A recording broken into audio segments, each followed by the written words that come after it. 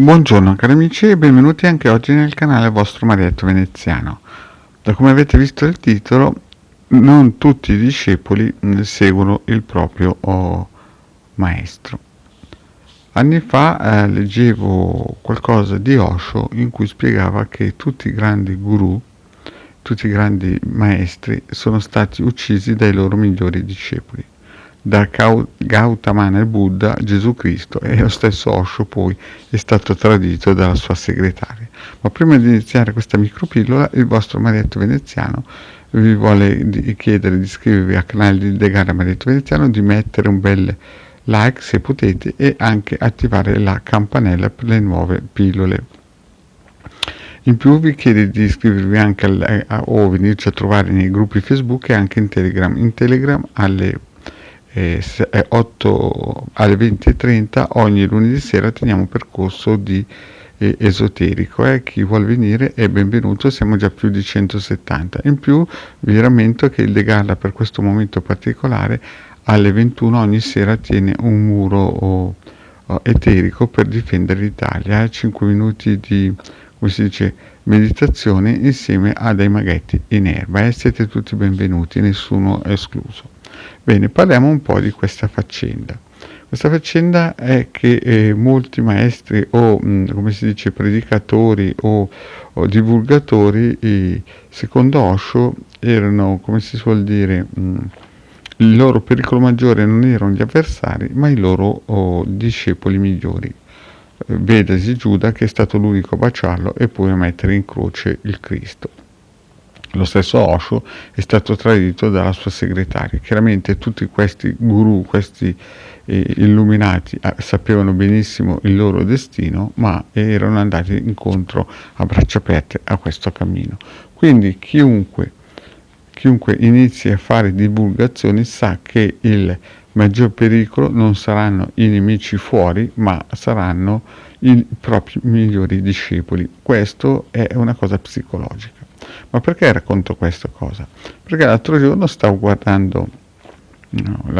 qualche tempo fa, stavo guardando una pillola di un bravissimo divulgatore. Secondo me è proprio bravo a livello di marketing, riesce a fare quello che molti altri non riescono. E stava spiegando come fare praticamente innamorare il proprio compagno di sé. Ma quello che era carino, era simpatico, e come si dice, divulgava, nel senso che spiegava. Il primo punto, secondo lui, era imprevedibile, e qui il vostro Marietto era curioso.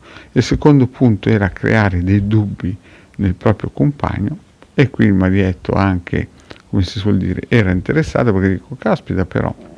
Il terzo era rendere indipendente la persona, cioè nel senso doveva essere lei la donna indipendente, e qui il vostro Marietto, con la situazione economica che sta girando, voi vi potrete immaginare tante massaie che dovrebbero incominciare a lavorare praticamente per rendersi liberi dalla schiavitù di essere manipolati dal compagno, perché ha la possibilità finanziaria di imprimere un certo trend nella famiglia.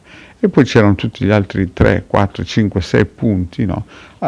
Praticamente a rotoli, praticamente in sintesi quella coppia era perennemente, secondo questo divulgatore di come far innamorare il proprio compagno alla compagna, era una guerra totale, cioè praticamente bisognava creare della confusione nell'intimo di quella persona per fare in modo che lui sentisse la mancanza e praticamente continuasse a tenersi legato a questa persona, perché nel suo inconscio sapeva che sarebbe scappata via.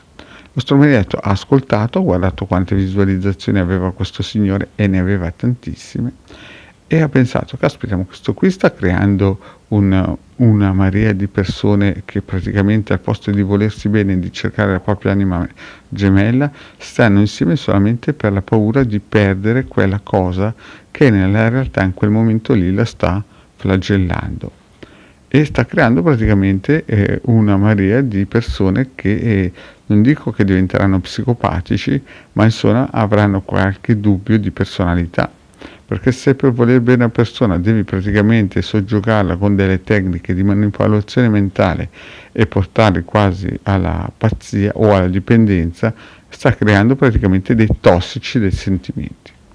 Anche il vostro marietto, lo sapete, sta lottando e continua a predicare di cercare la propria anima gemella. E ricordatevi che il vostro marietto la pensa esattamente come Osho.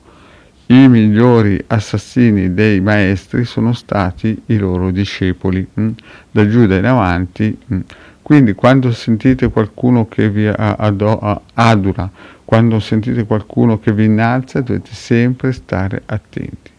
E dovete sempre stare attenti a non farvi creare delle psicopatie, cioè ascoltare magari alcune persone, ma stare attenti che la propria compagno bisogna amarla, non bisogna renderlo schiavo di mancanze, perché sennò quello lì a un certo punto vi guarderà bene, vi farà una radiografia e vi dirà questa qui, cari miei, ha qualche mancanza. Quindi occhio a certi divulgatori che sono simpatici, sono bravissimi nel marketing, ma hanno qualche carenza affettiva e la vogliono in un certo senso trasportare e divulgare ad altre persone. Bene, cari amici, il vostro marietto è finito qui. Vi chiedo, se non l'avete ancora fatto, di iscrivervi al canale di De Gara Marietto Veneziano e di venirci a trovare nei nostri gruppi Facebook. Grazie cari amici e alla prossima, ciao.